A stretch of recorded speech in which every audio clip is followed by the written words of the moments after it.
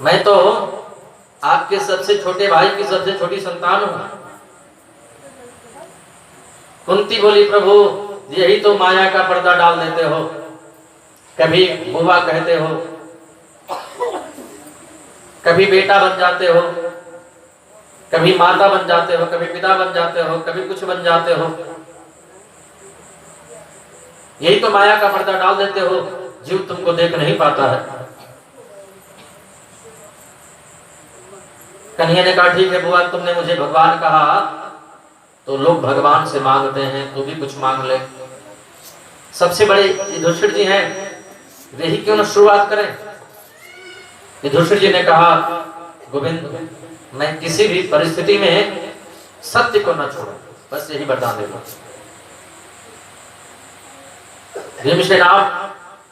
भीमसेन ने कहा, देखो मेरी तो वैसे ही बदनामी लोग करते हैं। लोग कहते हैं कि जब भोजन बनता है तो आधे में भीमसेन और आधे में पूरा खानदान रहता है।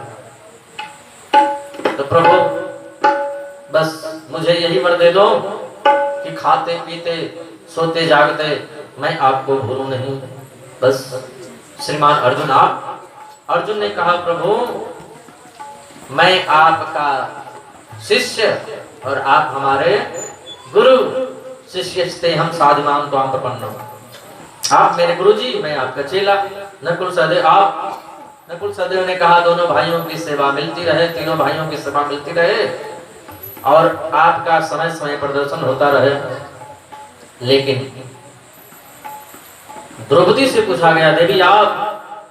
द्रौपदी बोली, मेरे तो आप वैसे ही सखा हैं, ये प्रेम आप बनाए रखना केशव। क्रांति तब आई जब बारी सुभद्रा की आई, क्योंकि प्रभु की खास बहन है। कुंती को भी लगा कि सुभद्रा न जाने क्या मांगेगी, कोई संसार की वस्तु न मांग ले, मेरी छोटी बहू। और कुंती ने कहा, प्रभु मुझे बस यही वरदान दे दो। सुभद्रा अपने साड़ी का पल्लू आगे कर लिया और क्या मांगा, कृष्ण तो दीय पद पंकज पंजरांते अद्दैव में मिषतु मानस राज हंसा प्राण प्रयाण समय कफवाचकित्ते कंठावरोधन विधौ स्मरणं कुतस्ते। प्रभु मुझे बस यही वरदान दे दो कि मेरा मन रूपी राजहंस आज ही आपके चरणों में लग जाए। मेरा मन आज ही आपके चरणों में लग जाए। कन्हैया बोले, बड़ी ना समझ है तू, क्या तू मांग रही है? अभी से मेरे चरणों की भक्ति मांग रही है, अभी तो बहुत उम्र है। लोग कहते हैं ना, अभी पूजा पाठ करने का क्या उम्र है, अभी तीर्थ व्रत करने का क्या उम्र है। भगवान ने कहा, अभी से तो पूजा पाठ, अभी से तो हमारे चरणों की भक्ति मांग रही है। अरे जब लोग वृद्ध हो जाते हैं, बूढ़े हो जाते हैं, कमर 3 जगह से टेढ़ी हो जाती है, 32 दांत बाहर निकल आते हैं, राम राम निकलता नहीं है, बोलने जाते हैं राम तो निकलता है आम, आंखों से दिखना बंद हो जाता है, कानों से सुनना बंद हो जाता है, हाँ आंखों से दिखाई नहीं देता है। एक व्यक्ति ने कहा, ये भगवान ने कान क्यों बनाया? हमने कहा, बनाया सुनने के लिए। उसने कहा, सुनने के लिए बनाया तो इसकी क्या जरूरत थी? ये जो कान है इसकी क्या जरूरत है? सुनने वाली मशीन तो भीतर है, फिर इसको क्यों बनाया? हमने कहा, आप बताइए क्यों बनाया? उसने कहा, भगवान को पता था क्या कि आगे चश्मा आने वाला है, तो फिर वो कहाँ टिकेगा। ये न रहता तो चश्मा कहाँ रुकता, कहाँ टिकता।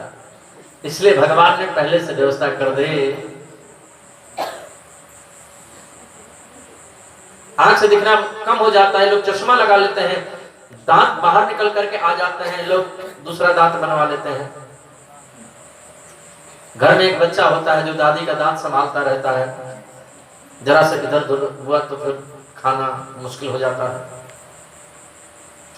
चश्मे भी कई प्रकार के होते हैं, एक दूर का चश्मा, एक पास वाला, एक पढ़ने वाला चश्मा, वो भी संभाल कर रखना पड़ता है। तो जब लोग वृद्ध हो जाते हैं तब भक्ति करने चलते हैं, तो अभी से भक्ति मांगती है मेरी। सुभद्रा ने कहा प्रभु प्राण प्रयाण समय कफवात पित्ते कंठावरोधन विधौ स्मरणम कुतस्ते। प्रभु जब प्राणों के प्रयाण का समय आता है, जब प्राण निकलने का समय आता है तो कंठे घुरघुराए थे, ये जो कंठ है अवरुद्ध हो जाता है, आपका नाम नहीं निकलता है। जीव बोलना चाहता है पर आपका नाम नहीं निकलता है। प्रभु क्या पता मृत्यु के समय आपकी याद आएगी कि नहीं याद आएगी, इसलिए अभी से आप मेरे मन की डोर अपने चरणों से बांध लो। जन्म जन्म